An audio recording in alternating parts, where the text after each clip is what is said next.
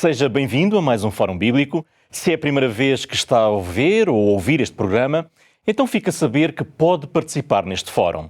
Como? É muito fácil. Pode enviar-nos as suas perguntas, quer elas sejam dúvidas sobre temas bíblicos, quer sobre passagens das Escrituras que gostaria de compreender melhor, enfim, qualquer dúvida sobre a Bíblia.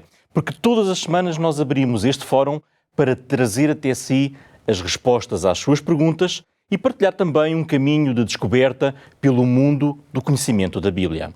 A sua participação é, por isso, muito importante e muito bem-vinda e pode ser feita enviando as suas perguntas para o nosso e-mail programas@novotempo.pt e, de forma muito fácil, também pode enviar uma mensagem através do seu telemóvel para o número 933 93 9291.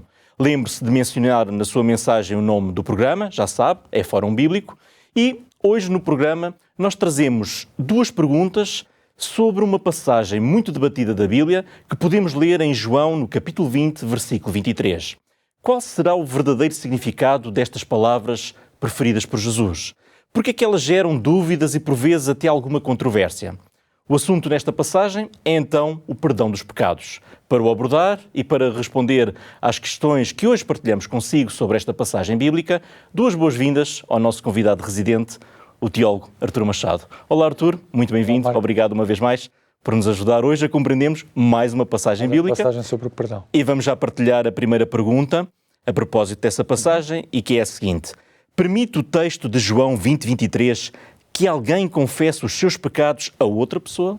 Muito bem, esta passagem de João 20, 23 situa-se no contexto do aparecimento de Jesus depois da ressurreição aos discípulos e é importante termos esse contexto em mente quando queremos compreendê-la.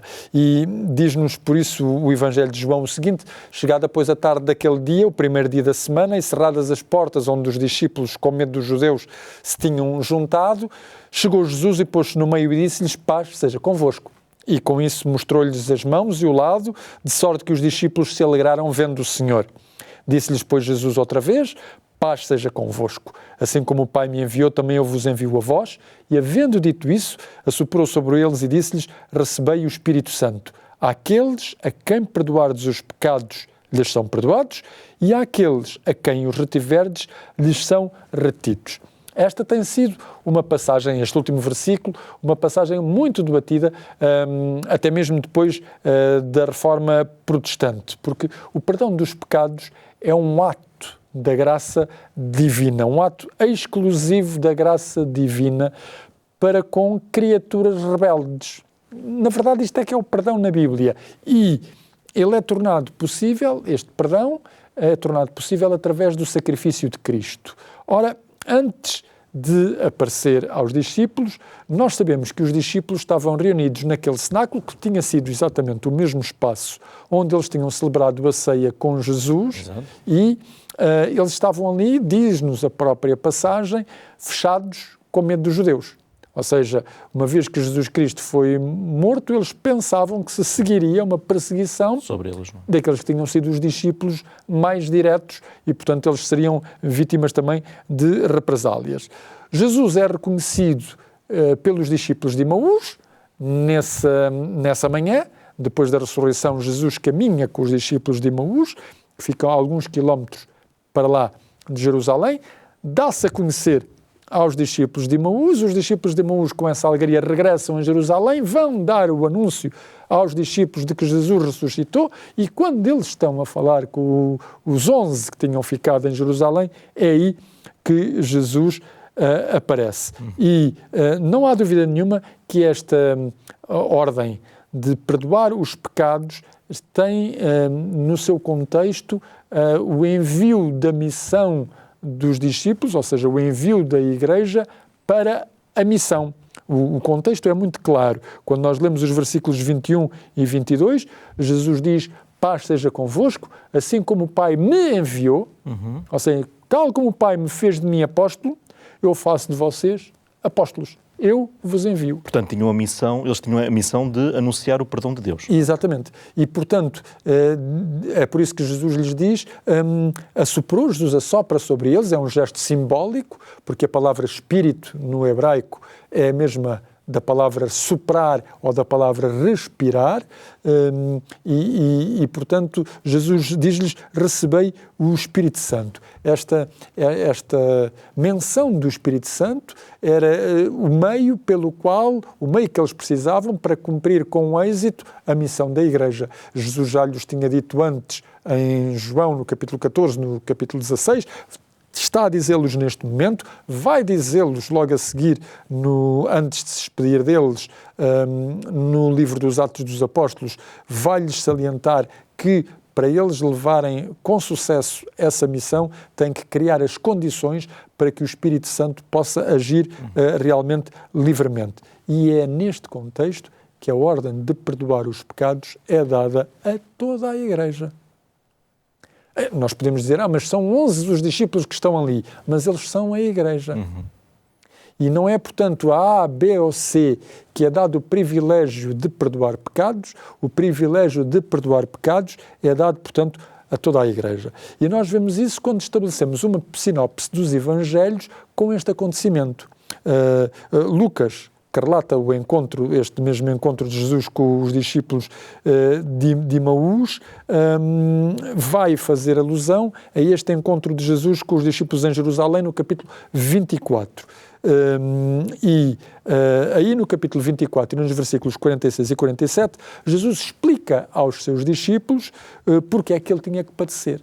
Assim está escrito, convinha que o Cristo padecesse e ao terceiro dia ressuscitasse dos mortos, em seu nome, tomem nota, versículo 47, em seu nome se pregasse o arrependimento e a remissão dos pecados em todas as nações, começando, portanto, por Jerusalém. Ora, este arrependimento e remissão dos pecados está em consonância com o perdão dos pecados de João, capítulo 20, versículo 23. Se nós formos ao Evangelho de Marcos, vamos encontrar a mesma alusão. Em Marcos capítulo 16, os versículos 14 a 16, vai dizer, finalmente apareceu aos 11, estando eles assentados juntamente, e lançou-lhes em rosto a sua incredulidade, dureza de coração, por não haverem crido nos que os tinham visto já ressuscitado, e disse-lhes, ide por todo o mundo, pregai o Evangelho a toda a criatura, quem crer e for batizado será salvo, quem não crer será condenado. Juntando estas três passagens, João 20, 23, Lucas, capítulo 24, versículo 27, e Marcos, capítulo 16, versículos 15 e 16, nós constatamos que o perdão dos pecados de João 20, 23, corresponde em Lucas 24, 47, à pregação do arrependimento e remissão dos pecados a todas as nações, começando por Jerusalém, e em Marcos, capítulo 16, versículos 15 e 16, ao facto de ir por todo o mundo pregar o Evangelho, quem crer será batizado. Ora, podemos dizer que naquele momento só ali estavam estes 11 apóstolos. Mas e todo aquele que lesse estas passagens a posteriori? Seria como? É que se Jesus só conferiu a capacidade de perdoar pecados àqueles, a partir do momento em que eles morressem, deixaria de existir qualquer capacidade de perdoar pecados. E, além disso, temos que nos lembrar que os 11 que lá estavam não eram 11.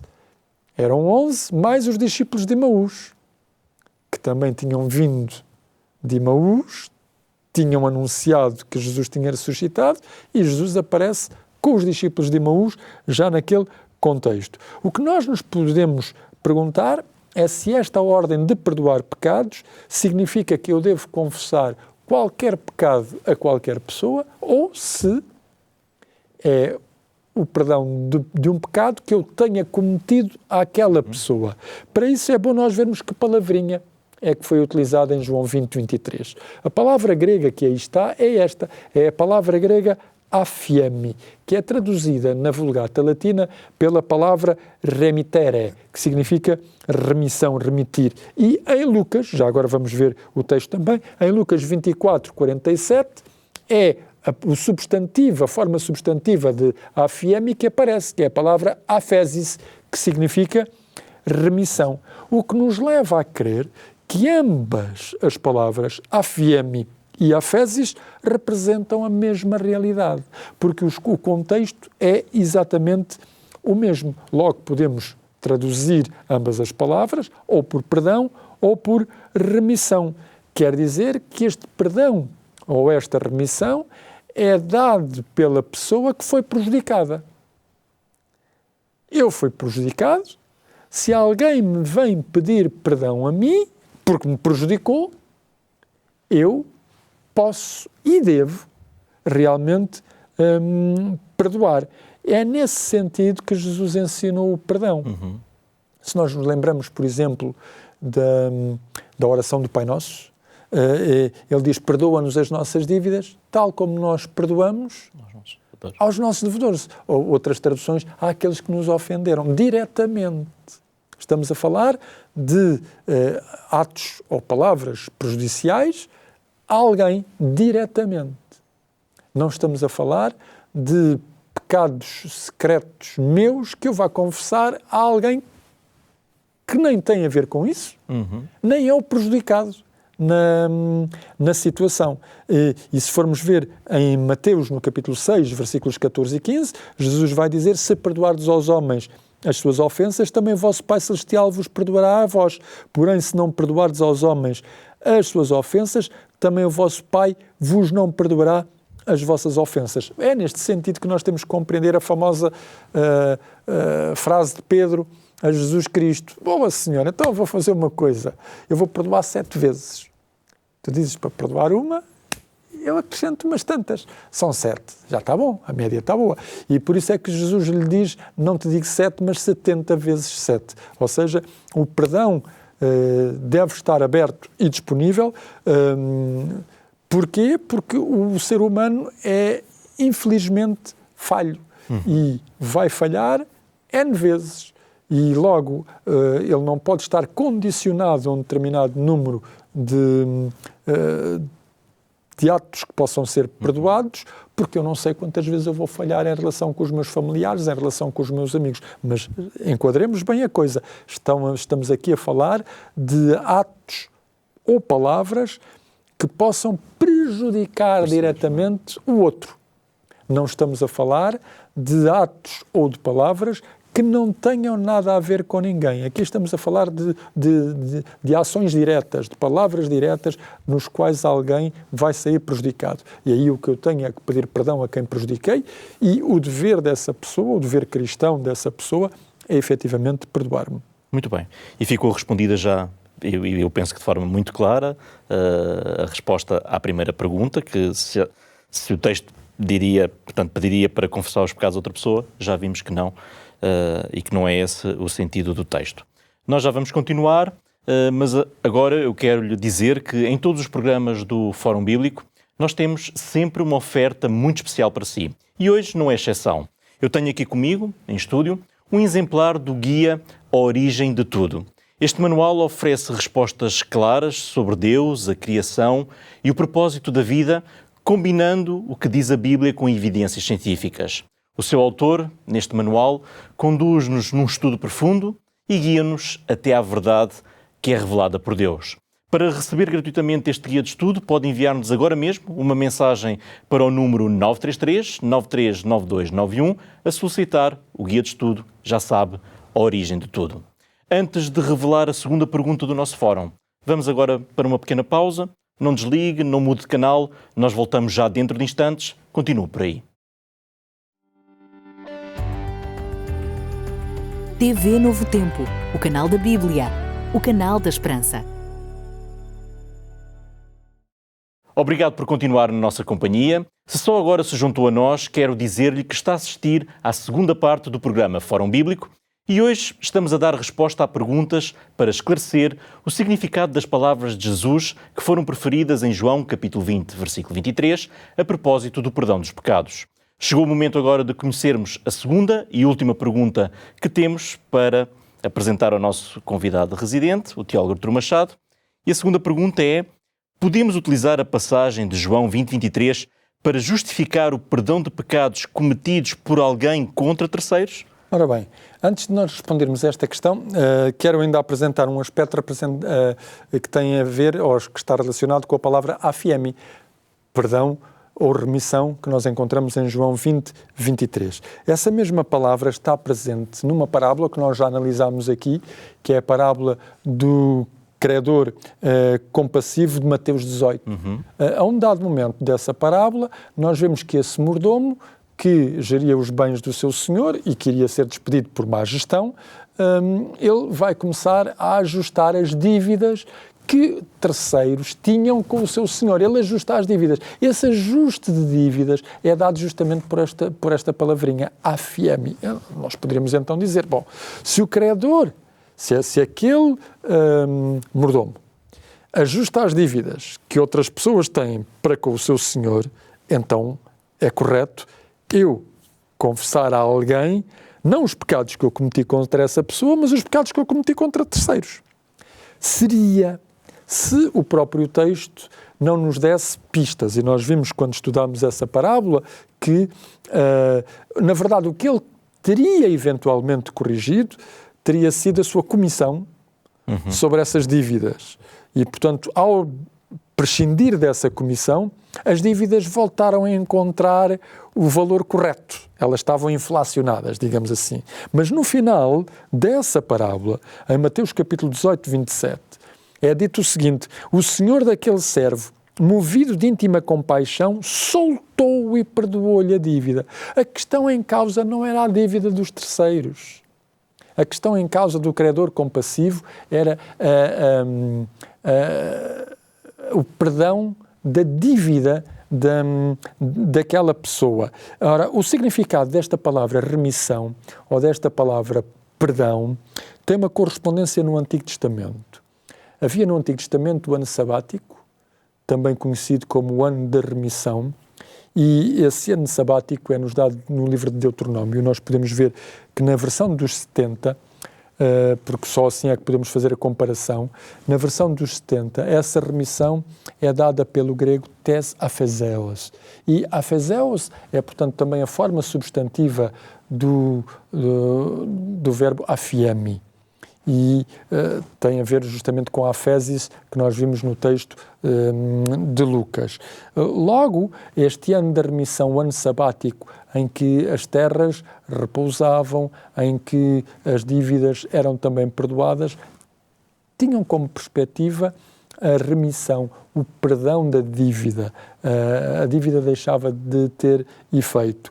No ano do jubileu, que ocorria a cada 50 anos, esse ano do jubileu também aparece na versão dos 70 como o ano da remissão, através desta expressão grega que é eniautos apheseos, portanto, ano da remissão. E, portanto, a Bíblia recomenda realmente o perdão das ofensas que nos são feitas, mais uma vez, e das dívidas de que nós somos credores. Agora, nesta segunda pergunta, o importante é perceber uma coisa.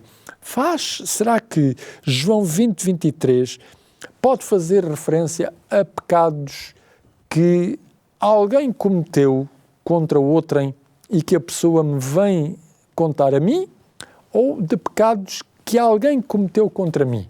Essa é que é a questão que nós temos que nos colocar. E se compararmos João 20, 23 com Mateus 16, 19 ou com Mateus 18, 18, no contexto do poder que Deus deu à Igreja de ligar e desligar, que nós já vimos aqui também num outro programa, esse contexto tem a ver com a disciplina eclesiástica, com a gestão que a Igreja faz do comportamento dos seus membros, se esse comportamento está em harmonia com a vontade de Deus ou não. É um facto que no Evangelho Jesus perdoou ao paralítico os seus pecados. E o paralítico não tinha nenhum pecado contra Jesus. Jesus perdoou-lhe os pecados que ele tinha cometido. O que fez os fariseus e os escribas sentirem-se mal, porque quem é este para perdoar pecados? Mas Jesus era um ser divino. Jesus era Deus. E, portanto, ele tem o poder e a capacidade de perdoar estes pecados. Davi reconhecia isso em Deus, quando ele, no Salmo 32, versículo 5, dizia: confessei-te o meu pecado e a minha maldade não encobri. E no final dessa passagem ele diz: tu perdoastes a maldade do meu pecado.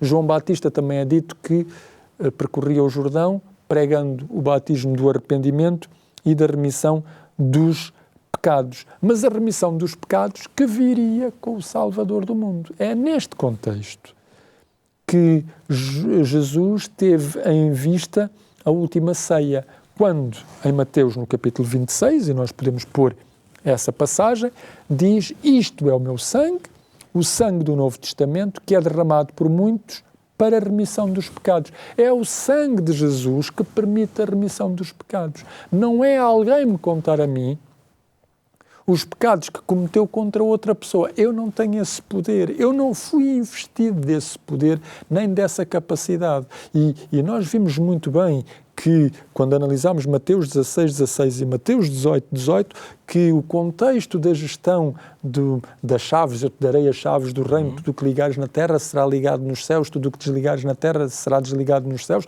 Esse contexto tinha a ver com essa gestão dos bens espirituais que Deus dá à Igreja. Ou seja, a Igreja age com a pessoa pecadora em harmonia com a forma como Deus age. A correta maneira da tradução, nós vimos nesse programa, foi: tudo o que tu ligares na terra terá sido ligado nos céus. Ou seja, a minha ação, a ação da Igreja está intimamente dependente da ação do Salvador.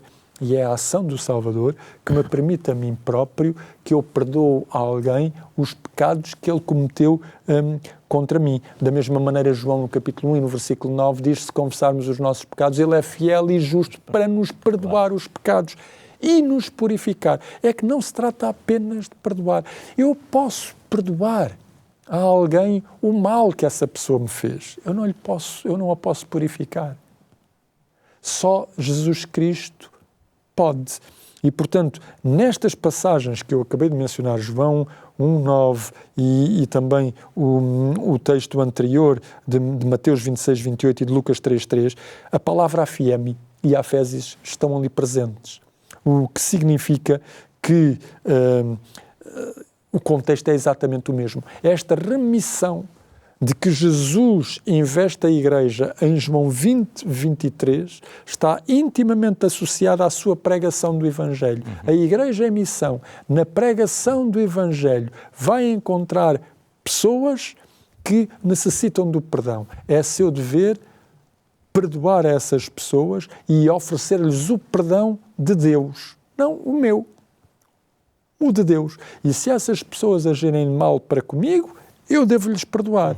E dizer justamente a essas pessoas que o perdão lhes está aberto desde o momento que Jesus morreu e ressuscitou, que esse perdão lhes está oferecido. Não confere à Igreja, nem a ninguém da Igreja, a capacidade de ouvir pecados alheios e de lhes conferir declarar perdão. Um perdão. Porque eu não tenho esse poder, eu não me posso substituir ao único que pode realmente fazer isso, que é Jesus Cristo. Portanto, é lógico que esta passagem nos abra as portas para a mensagem do perdão, que é a mensagem da Igreja. A mensagem da Igreja é essa: o perdão chegou, é-vos dado todo o perdão que Deus vos dá, se vocês o aceitarem, se as pessoas o aceitarem. Se não o aceitarem, esse perdão é disponível, mas não serve de nada, porque ninguém o aceitou. Esta é a mensagem da Igreja. O ato e o facto de eu querer colocar-me no lugar de Deus para dar um perdão que não é meu, no fundo, e uma purificação que eu não consigo, não estava nos horizontes de Jesus Cristo. Não faz parte desta interpretação de João 20, 23. Muito bem. Acho que ficou muito clara esta ideia e que, respondida às duas questões e compreendida que, de facto, o que está aqui em causa é Jesus está a dar a missão à Igreja de anunciar o perdão de Deus, porque só Ele pode perdoar os pecados e, portanto, nós devemos confessá-los a Deus, perdoando, claro. Aqueles que nos ofendem, que cometem injúrias e atos negativos contra nós. O nosso tempo está a terminar, o nosso programa, por isso, tem que finalizar também, mas ainda há um tempo para lhe mostrar, uma vez mais, a oferta que temos para si e que não pode perder. Se por acaso ainda não tem, este é o momento para não só conhecer o guia de estudo da Bíblia, a origem de tudo que lhe queremos oferecer, porque diante de tantas correntes de pensamento, teorias e sugestões acerca de questões importantes sobre a origem do universo, da vida, enfim, de qual é o seu propósito, este material pode ser um auxílio para encontrar respostas firmes e seguras na Palavra de Deus. Como já sabe, este material é totalmente gratuito. Para o receber, só precisa de nos enviar uma mensagem para o número 933 9392 91 e por isso ficamos desde já a aguardar o seu contato para poder receber em sua casa este guia de estudo. Mas também ficamos a aguardar as suas perguntas, que poderá enviar para o mesmo número ou, se preferir, para o nosso e-mail, que é programas@novotempo.pt, e as respostas serão dadas oportunamente num dos próximos programas do Fórum Bíblico. Agora sim, terminamos por aqui, mas já sabe, os nossos contactos continuam disponíveis para receber as suas dúvidas, que teremos todo o gosto em esclarecer aqui neste espaço, aqui no Fórum Bíblico. Muito obrigado por nos ter acompanhado. Regressamos na próxima semana, quem sabe, talvez para responder à sua pergunta. Até lá, fique bem e que Deus o acompanhe no estudo da sua palavra.